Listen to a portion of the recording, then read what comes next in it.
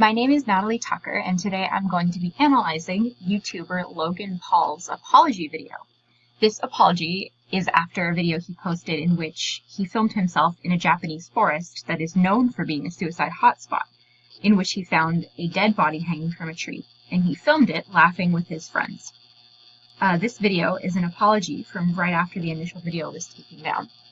And Paul has 18 million subscribers, so he is a pretty big YouTuber, so there's a lot of pressure on him to address the situation.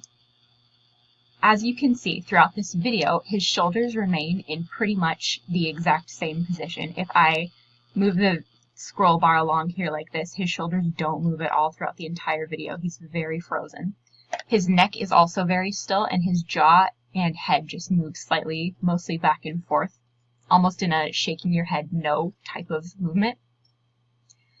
Also, for the most part in this video, his eyes are trained on the camera almost uncomfortably, and he looks off to this side every once in a while. And he blinks more than one would naturally blink, which is a telltale sign of being uncomfortable or lying.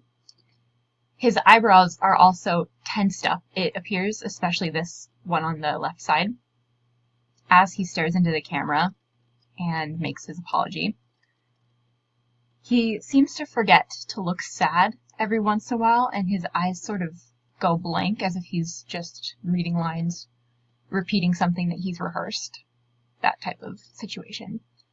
You can see again here he shakes his head and he swallows hard. It's almost an exaggerated swallow, the way you can see his neck move.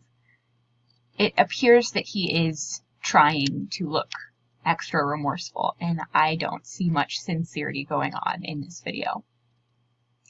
As you can see, he did this whole thing in one take, so it's supposed to be a quick, unedited, raw, honest type of apology. And then at the end here, you can see him nod as he promises to do better before reaching to turn the camera off. Thank you for watching.